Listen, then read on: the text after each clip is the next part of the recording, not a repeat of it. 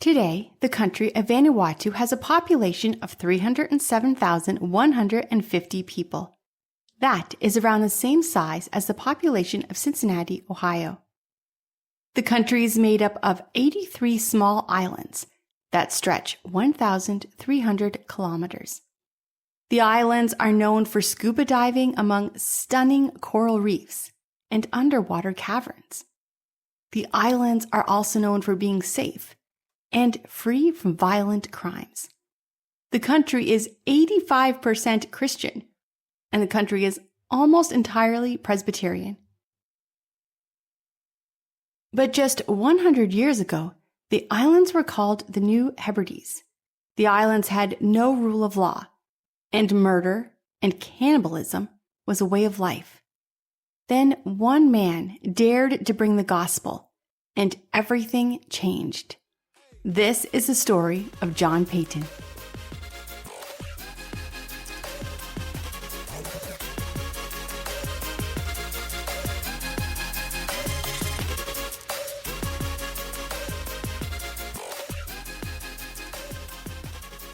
Welcome back to Church History. I'm your host, Laura Lee Siemens. Today, we're talking about how the gospel came to Vanuatu. Today's episode is brought to you by Alexander Henry Coffee, and if you use the code CHURCHHISTORY, all lowercase and no space, you receive a 20% discount. In our last episode, I told you this was only available for our Canadian listeners, but now it's available in Canada and the United States. If you want great coffee, check it out. My husband roasts the coffee after you order it. And let me tell you, my home smells amazing. And I'm drinking this coffee right now as I record this. And it tastes so smooth.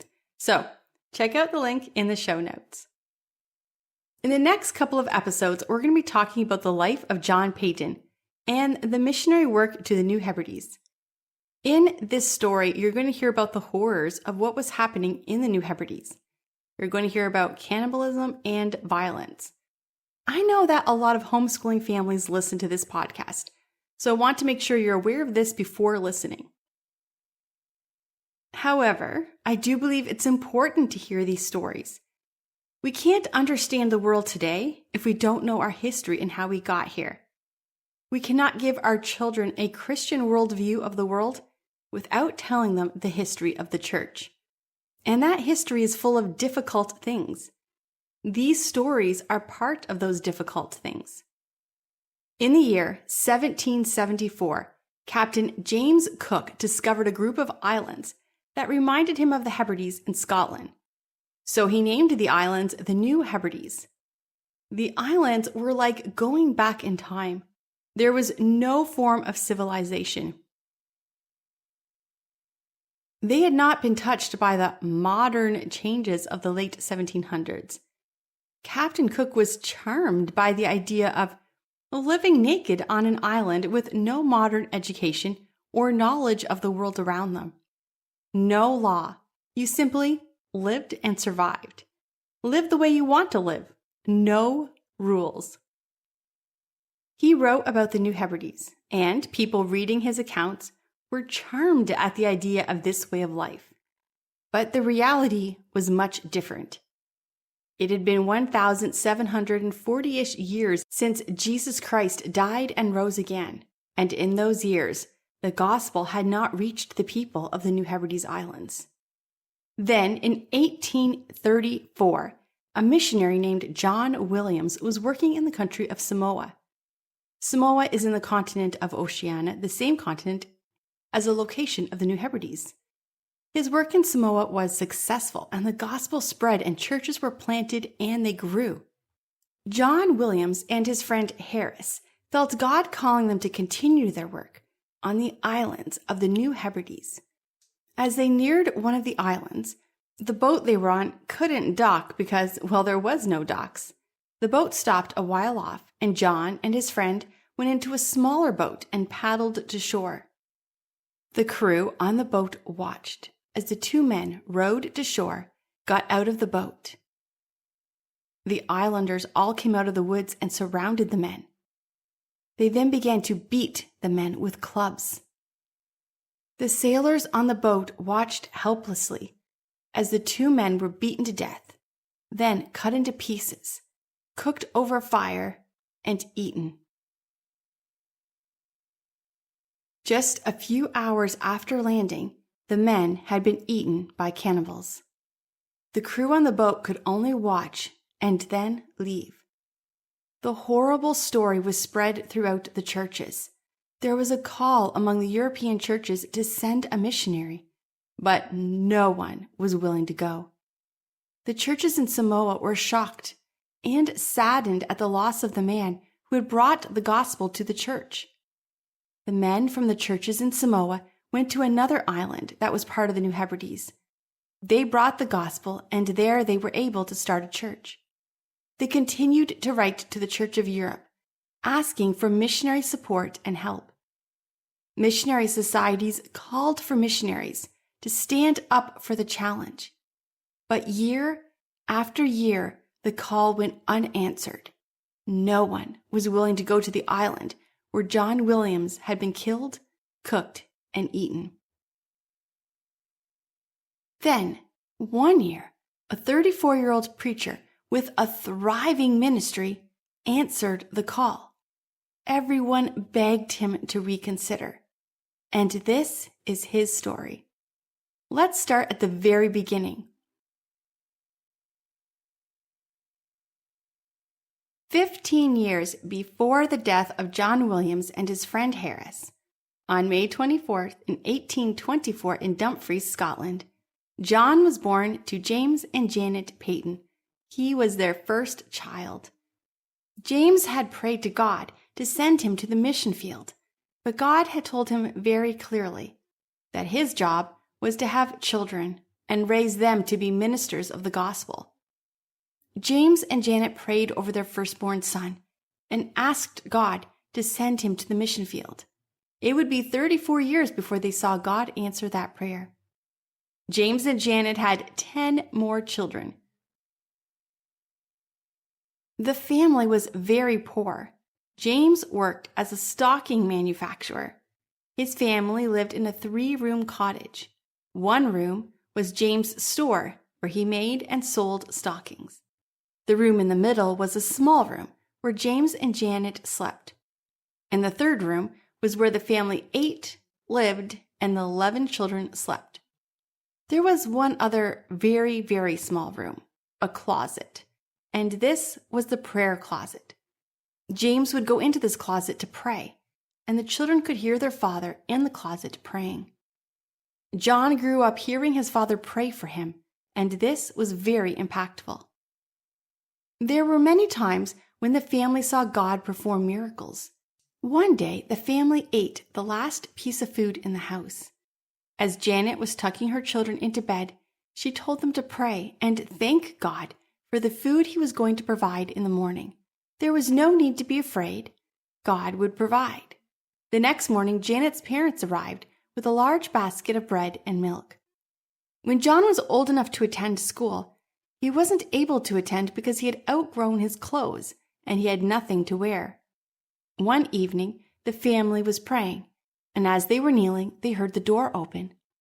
All the children knew that during prayer, they were never to open their eyes and look around, so they remained kneeling with their eyes closed. After the prayer time was finished, they looked up and saw a package with John's name on it. When they opened it, they found an entire set of clothes, including a new pair of shoes. Many years later, John learned it was his school teacher that had left the clothes for him. John was a great student, and he loved school, but the family didn't have a lot of money, and at the age of 12, John had to go to work to help pay for the family bills. He had a job working for a map maker. To get to work, John had to walk 4 miles. On his way to work, he would read books as he walked. He read every book he could get his hands on. He especially loved to read books on theology and science. Although he was not in school, he continued to learn. John did well at his job as a map maker. One day, his boss brought him into his office. He offered him a job promotion and a huge pay increase. There was one thing. John would have to sign a paper saying he would work for 7 years. John told him he had given his life to Jesus Christ, and his life belonged to Jesus. He could not promise 7 years to another boss. His only boss was Jesus. His boss became extremely angry. He didn't believe in God, and he was so mad when he heard John's answer, so he fired him on the spot. So that meant John didn't even have a job now. So he spent time working for a local farmer. He didn't know anything about farming since he'd been a city boy his whole life. But the farmer liked John, and he liked his attitude and his willingness to work hard. John learned about farming, and those were skills that would be useful to him later in life. This was the time when John Williams was killed and eaten in the New Hebrides, and this story impacted John as a teenager. He prayed that God would give him the courage that John Williams had. John felt God calling him to move to Glasgow. He would look for work there and serve in the mission work there. It was 40 miles to Glasgow, and John had to walk the whole way. His mother cried the entire morning. She was so sad that her firstborn son was leaving home. John's father walked with him for the start of the journey. He walked quietly, but his lips were moving in prayer. John knew his father was praying for him. Eventually, it was time for the two to part. John was afraid he might back out at the last minute, so once he said goodbye to his father, he ran ahead, and once he turned a corner, he climbed up a hill. Then he sat there and looked down at his father. He could see his father was still watching down the road. His father stood for a long time, looking toward the area where John had walked. John sat watching his father, who was standing watching the area where John had walked. Later in life, John wrote this about that day. My dear father walked with me the first 6 miles of the way. His counsel and tears and heavenly conversation on that parting journey are fresh in my heart, as if it had been but yesterday, and tears on my cheeks as freely now as then, whenever memory steals me away to that scene. His tears fell fast when our eyes met each other in looks for which all speech was vain. He grasped my hand firmly for a minute in silence, and then solemnly said, God bless you, my son. Your father's God prosper you and keep you from all evil. Unable to say more, his lips kept moving in silent prayer. In tears we embraced and parted. I ran off as fast as I could, and when about to turn a corner in the road where he would lose sight of me, I looked back and saw him still standing with head uncovered where I had left him gazing after me. Waving my hat adieu, I was around the corner and out of sight in an instant. But my heart was too full and sore to carry me farther, so I darted into the side of the road and wept for a time. Rising cautiously, I climbed the dike to see if he yet stood where I had left him, and at that moment I caught a glimpse of him climbing the dike to look out for me. He did not see me, and after he had gazed eagerly in my direction for a while, he got down, set his face towards home, and began to return. His head still uncovered, and his heart, I felt sure, still rising in prayers for me.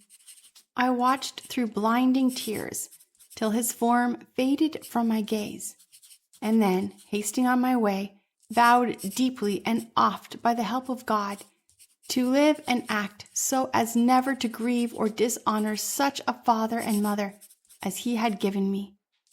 The appearance of my father when he parted has often through life risen vividly before my mind, and does so now as if it had been but an hour ago.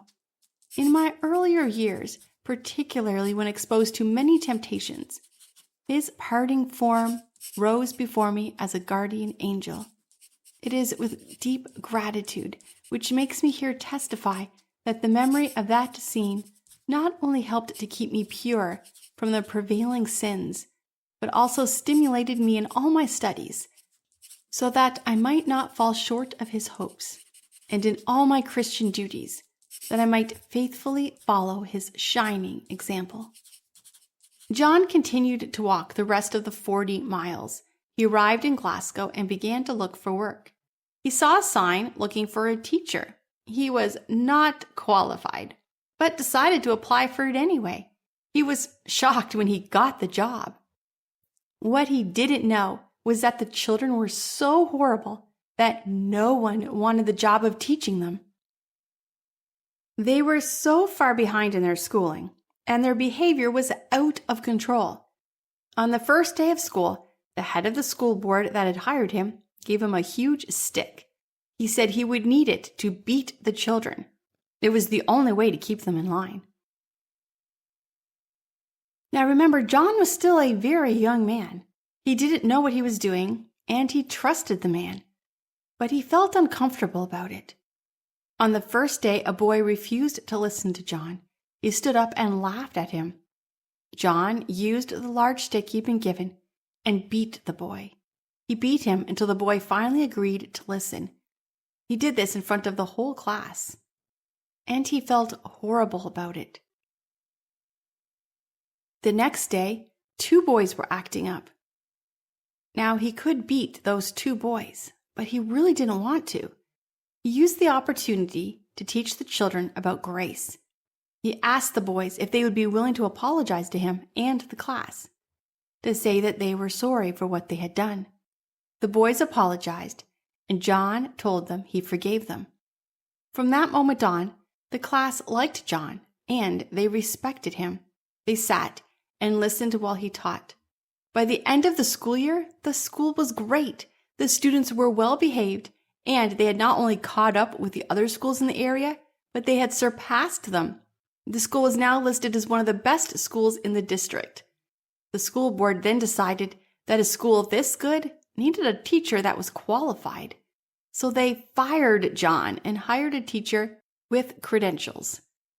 The students and the parents of the students were so sad that they held a huge party for John.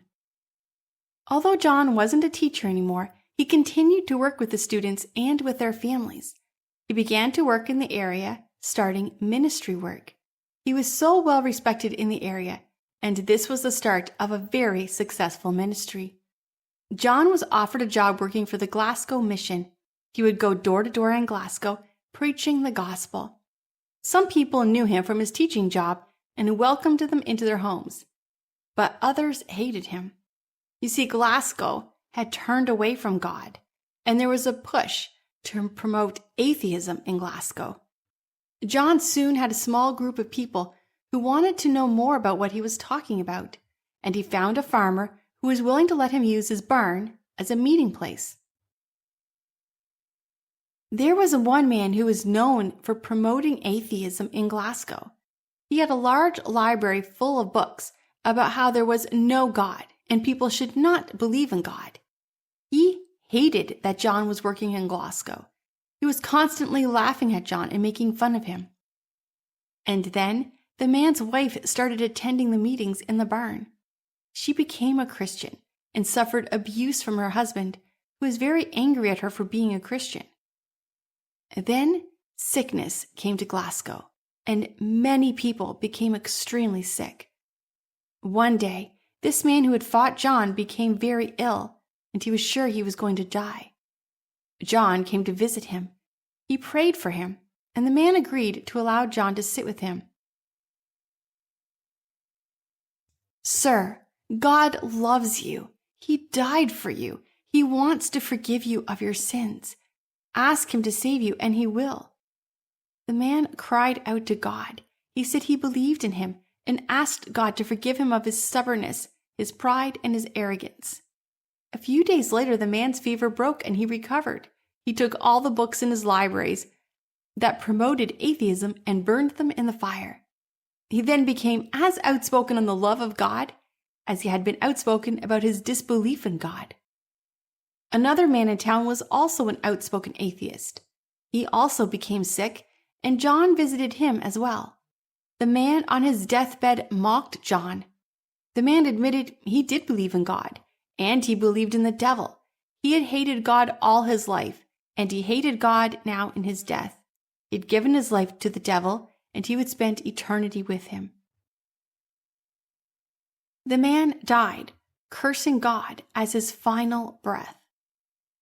A little boy, 8 years old, also became sick. This little boy had attended John's meeting faithfully, and at the age of 8 was already a great evangelist, telling everyone he knew about Jesus Christ. As he was dying, he was talking to his mother. He told her, "Mother, I'm going to heaven, and I know I'll be with Jesus, but I'm sad because I don't think I'm going to see you there." His mother was shocked. "Why do you think you won't see me in heaven? I'm a Christian, and someday I will be in heaven with you." The little boy told his mother, "You and Father say you believe in Jesus, but you never talk about Jesus. You always have a reason to not come to the meetings with me. You don't tell other people how they can be forgiven. If you felt God's forgiveness, you would not be able to stop talking about it. You would want to go to meetings every day if you could, and you would talk about God all the time. I can tell that you don't really believe it." His parents were so struck by their little boy. They were hit to their heart. It was true.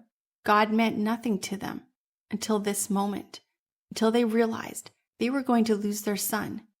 They both gave their hearts to God that day at the bedside of their dying son. The little boy died, and his funeral was packed full. He had told so many people about the love of Jesus and had made such an impact on the community.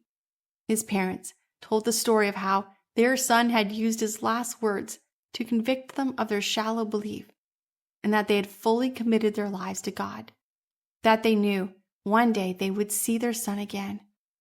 The story of the man who died cursing God and the little boy who died witnessing God's love spread through town. Both stories were impactful, and the church grew so big that soon they couldn't meet in the barn anymore, and they had to get a building of their own. And what started as a small mission sprung from a school teacher being fired was now a large church impacting the city of Glasgow. John was not an ordained minister. He hadn't been to school since he was 12 years old. He was mostly self-taught. So he started to attend school to get his education so he could become an ordained minister. And he continued to work in the area. One day, a woman came to see him. Her husband was a drunk. He beat her, and she was afraid that he might even kill her in one of those drunken rages. She didn't know what to do. Remember, this is in the 1800s. There were no abuse shelters for women to go to. Women that were in these situations were stuck, and most were likely to die. John went to visit the man. The man was heartbroken. He cried to John, "I don't want to drink. I hate the person I am when I drink. And I tell myself, I'm not going to drink anymore. But then I do. And I hate myself." John told the man, "God can help you." "But I can't pray to God. I've tried and I just can't do it." "Then tell God you can't pray to him. Tell him how you feel." The man cried out to God, "God, I can't pray. I don't know how to pray. And you seem so far away. I don't even know how I'm supposed to talk to you. But I don't want to be controlled by drinking anymore. And I want you to take control of my life." Then the man started to cry uncontrollably. He wept to the point where he could not stand, and he fell to the ground. John sat on the floor holding the man. John prayed over him, and slowly the man stopped shaking and stopped crying and fell into a deep sleep. John left the house and told the woman to come and see him if she needed any help. The next day, the man came to see John, and John was shocked to see him. His face was lit up with a smile, and he could see a glow in the man. The man told John he had woken up that morning a new man. He had no desire to drink. The man became part of the church and was a wonderful husband to his wife. The church was growing. The ministry was growing. They were feeding the hungry, caring for families who were struggling, going door to door preaching the gospel, and the group of atheists was shrinking, and that was making some people very angry. One day, John was walking down the road when suddenly he was hit in the head by a large rock. A man had thrown a huge rock at John and hit him in the back of his head. He fell to the ground unconscious. He recovered from the injury, but it was scary. Another time, when he was knocking on the door of a house, a man poured a bucket of boiling water over his head, and he was burnt very badly. Still, John refused to stop preaching. Then came the day when John attended a missions conference. He attended this every year as part of his job working with the Glasgow missions. Ever since the death of John Williams, the mission had put a call out in their missions conference for someone to go to the New Hebrides Island, and every year no one answered that call. On this day, once again, no one answered the call. Sitting there, John heard God say, "I have called many others, but none have gone. Who will go for me? Who can I send?" John wanted to stand up and shout, "Here am I, send me!" But he didn't know if he was hearing God calling or if he was simply caught up in the moment. After the conference ended, he went home and continued to pray. He knew God was telling him, Go to the New Hebrides Island." The first person John told was a professor he had. His professor was excited and encouraged him. He told John he had prayed that he would not die until he saw someone answer the call. John also told his roommate, who was also excited, and told him he was feeling a call to go to the same area. But as John started to tell other people, nobody else was excited. His church was upset with him. They thought he was doing a good work in the city. Some told him he was only going because he thought it would be an adventure, that it was not God, but his love of adventure that was calling him. Others said he was being selfish, and others said he was listening to Satan, that the devil wanted his ministry to end in Glasgow. So this was how he was getting rid of him. Others said if God wanted those savages to know about him, they would have heard by now, and that they deserved to die and go to hell after what they had done to the last missionary. John truly believed that God had called him, but he did listen to what others said and prayed about it. He was humble and sought the advice of others. He knew one man he could trust to tell him the truth, his father, so he traveled home to see his family. His mother and father told him that they had prayed he would be a missionary and that they had given him to God as a child. His father told him that he always knew God would send him overseas to do a mission work. John and his father prayed together, and John knew he heard God call. He had been called to go to the New Hebrides Island. Shortly after that, John was preaching, and a man stood up in the middle of the service. "Don't go. You can't go. You're going to be eaten by cannibals." John said, "Sir, you are old, and you are going to die soon, and we are going to bury you, and you are going to be eaten by worms. I'm going to the New Hebrides. I might get eaten by cannibals, but whether I'm eaten by worms or eaten by cannibals makes no difference. In the end, I'm going to be with Jesus either way." From that moment on, people stopped trying to convince John to stay in Glasgow. It was clear he had made up his mind. John was seeing a young lady named Mary Ann, and he told her he wanted to marry her, but he wanted to know that she felt that God was calling her to go with him. It would not be safe for her. She might die a horrible death. He only wanted her to agree to come with him if she knew that that was what God wanted her to do. Mary Ann did want to go, and she wanted her life to be used by God. So John and Mary Ann were married, and then the two set sail for the island. The year was 1858. Next week, we're going to continue the story of John Payton as he arrives on the island. As we close, let me ask you, do you believe in God? Do you truly believe in God? The way the 8-year-old boy knew somebody would act if they truly believed in God. So many people don't know about God's love. Who is going to go, and who can God send? Will you say, "Here am I, Lord, send me"? I will see you next week, And in the meantime, if you want to hear more stories of church history, start this podcast all the way back at episode 1. I'm telling the story of the church in chronological order, and it's important to hear the story in that order, from the life of Jesus Christ all the way until the great mission work of the 1800s. I love to hear stories from people who are impacted by the stories I share. If you've been impacted, let me know. You can email me from my website at lauraleesiemens.com. I'll see you next time.